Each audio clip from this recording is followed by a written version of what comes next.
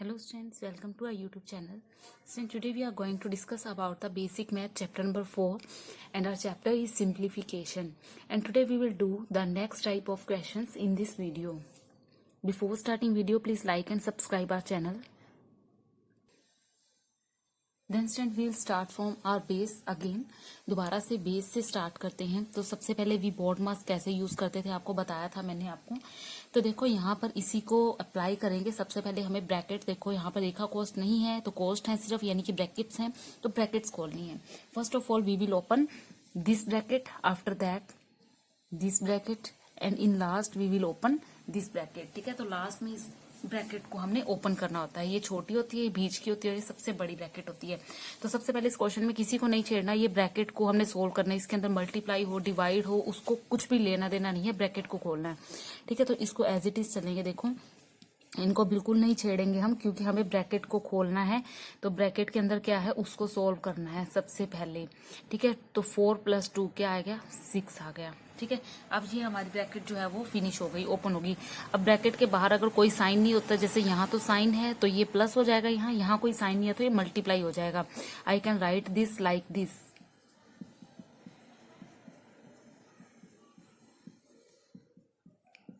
तो अब यहाँ पर आपके लिए कंफ्यूजन पैदा हो सकती है कि यहाँ पर बताओ भाई सबसे पहले मल्टीप्लाई होगी, डिवाइड होगा या प्लस होगा. तो उसके लिए हम इसको यूज करेंगे. फर्स्ट ऑफ ऑल ब्रैकेट तो हम बाद में खोलेंगे इसकी. ठीक है, इसको सॉल्व करने के बाद. लेकिन जो बीच में मैटर है उसको कैसे सॉल्व करें. सबसे पहले ऑफ वाला देख लो. ऑफ वाला तो है ही नहीं, मतलब ये सेम ही होता है ऑफ और ये. लेकिन देखो आगे डिवाइड का ऑप्शन होता है, डिवाइड वाला ले लो. यानी कि फर्स्ट ऑफ ऑल हमें क्या ओपन करना है, डिवाइड वाला, यानी कि 9/3. ठीक है, देखो मैं इसको बहुत ज्यादा स्टेप्स में इसलिए कर रही हूँ ताकि आपको अच्छे से क्लियर हो, वरना ये एक स्टेप का क्वेश्चन है, ज्यादा लंबा काम नहीं है. ठीक है, मैं इसलिए स्टेप्स में कर रही हूँ आपको क्लियर हो जाए. ठीक है, तो देखो यहाँ पर ये कट गया, 3 3 9. Now after simplification this is 3 × 6 + 2. Now 2 options are there. पहले मल्टीप्लाई करें या पहले ऐड करें. तो यहाँ पर देखो सबसे पहले क्या करना है, मल्टीप्लाई, लास्ट में ऐड करना है. ठीक है, तो यहाँ पर स्टूडेंट एक माइनस वाला भी ले लो, क्योंकि माइनस वाला तो आया नहीं ना सम कोई भी. इसके अंदर साइन सारे प्लस के कर दिए मैंने, माइनस का एक भी नहीं है. तो देखो शुरू से मैं इसको माइनस कर देती हूँ. ठीक है, तो अब देखो 2 प्लस मल्टीप्लाई पहले करना है, 6 3 18 + 2 -2. नाउ अब क्या होगा, 18 + 2 20. तो ये ब्रैकेट ओपन. अब यहाँ पे भी प्लस साइन था, यहाँ पे माइनस साइन है. ठीक है, अब देखो एडिशन और सब्ट्रैक्शन. सबसे पहले एडिशन आता है तो हम इसको ऐड करेंगे. ठीक है, और यहाँ पर देखो स्टूडेंट प्लस और माइनस आ रहा है, यहाँ +2 है, यहाँ -2 है, तो ये आपस में कट भी हो जाते हैं. ठीक है, कट हो जाएंगे ये. अगर आप नहीं कट करना जानते भी कैसे कट हो गया तो आप सिंपल भी कर सकते हो. तो देखो 20 + 2 22 -2 that is equal to 20. That is equal to 20. तो अगर आप यहाँ पे भी काट रहे थे तब भी आपका 20 आंसर आ रहा था और ऐसे भी. तो ये देखो स्टूडेंट बोर्ड मास जो है आपका कंप्लीट हो गया. आगे चलते हैं हम आज के सम की तरफ. Here one example asked in PTET. तो ये पीटेट में जो पूछा गया एग्जाम्पल था वो हमने उठाया. देखो इस टाइप के क्वेश्चन जो देखने में काफी टिपिकल लगते हैं, होता कुछ नहीं है इनके अंदर. यहाँ पर देखो क्या कह रहा है कि यहाँ x y z की वैल्यू देती तो इसको पुट करो. तो कुछ बच्चे क्या करते हैं, जिनको नॉलेज नहीं है ज्यादा, वो इसके अंदर वैल्यूज पुट करते हैं. होगा क्या, उससे भी आपका सम जो है बिल्कुल सही हो जाएगा, बिल्कुल एक्यूरेट आंसर आएगा अगर आप डायरेक्ट वैल्यू पुट करते हो. लेकिन एक प्रॉब्लम आएगी, आपकी काफी लंबी चौड़ी गुना भाग हो जाएगी. ठीक है, तो इसके लिए हम छोटा करते हैं. तो देखो सबसे पहले किसके अंदर पुट करना है, इसके अंदर पुट करना है ना इनको. तो हम इसी को थोड़ा छोटा कर लेते हैं. देखो जरा मैं इसको यहाँ पर देखूं, x² y² + 2xy है ना. तो इसको मैं आगे लिख लेती हूँ, x² + y² + 2xy. ठीक है, यहाँ पर ये स्टेटमेंट है -z². तो अब मैंने ये फॉर्मूला जो है वो पढ़ा हुआ है. जब मैंने फर्स्ट वीडियो बनाई थी वहां फॉर्मूला पढ़ा था कि ये किसका फॉर्मूला होता है x + y² का formula, -z². Now the question is easy. अब जो है आपका क्वेश्चन इजी है. कैसे इजी है, तो देखो यहाँ पर आपको x और y की वैल्यू पुट करनी है, x + y का स्क्वायर. ठीक है, तो x क्या है यहाँ पर आपका, x है हमारा यहाँ b + c -2a + y क्या है, c + a -2b. इसका स्क्वायर माइनस z क्या है आपका ए प्लस बी माइनस 2c इसका स्क्वायर। ठीक है, अब उसके बाद देखो स्टूडेंट यहाँ पर देखो कुछ टर्म्स कट जाएंगी और कुछ जो है बराबर हो जाएंगी, तो कटने वाला कुछ है ही नहीं यहाँ पे, तो माइनस का 2b और प्लस का 2b माइनस b हो जाएगा।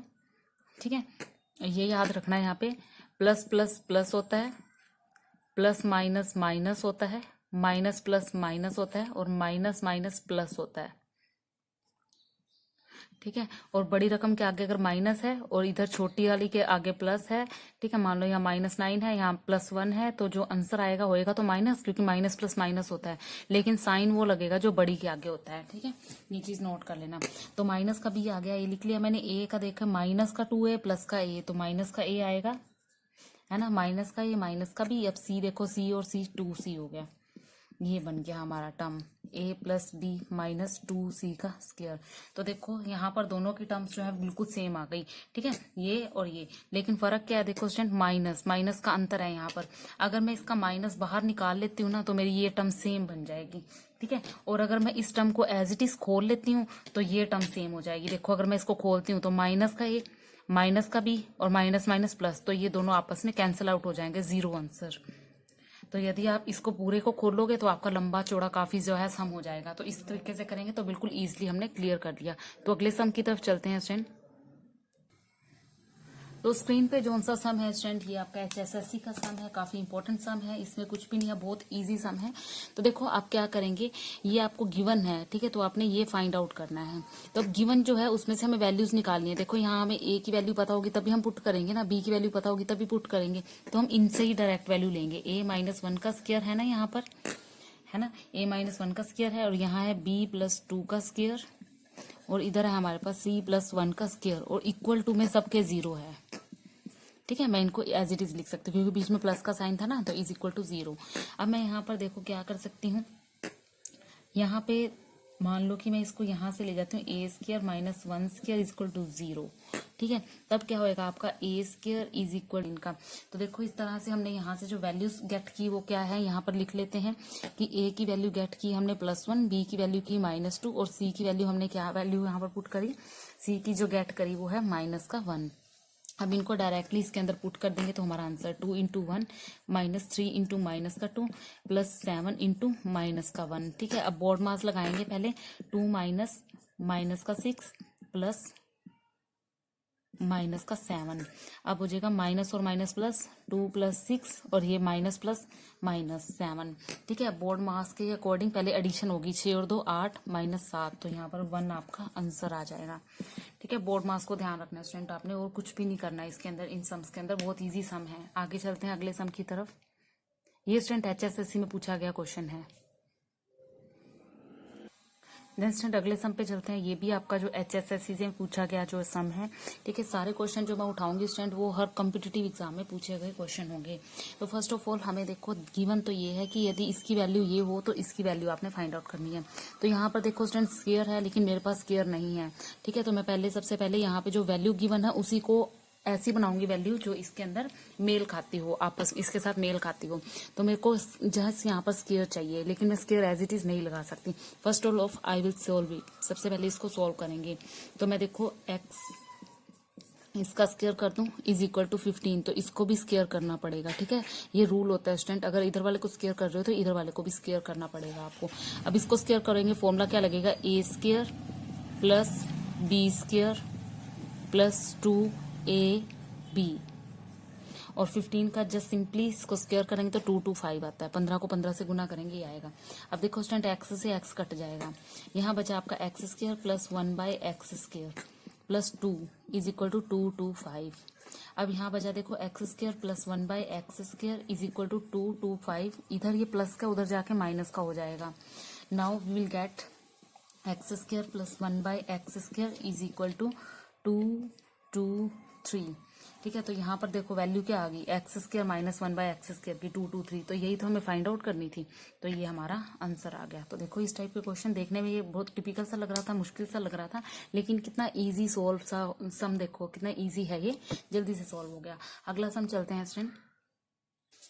नेक्स्ट सम जो है वेरी वेरी इजी क्वेश्चन है, खुद तुम कर सकते हो सोल्व, अपने आप कर सकते हो। देखो जस्ट सिंपली एक्स की वैल्यू गिवन है, वाई की वैल्यू गिवन है, इसके अंदर पुट करनी है और आपको वैल्यू मिल जाएगी। देखो एक्स की जगह क्या रखेंगे 12, वाई की जगह रखेंगे 4। अब यहाँ पे एक्स की जगह क्या रखेंगे 12 डिवाइडेड बाय वाई की जगह 4। तो देखो सबसे पहले 4 3 जा 12, ये कट गया, और 12 और 4 16 हो जाएगा। 16 का क्यूब कर देंगे इस टाइम।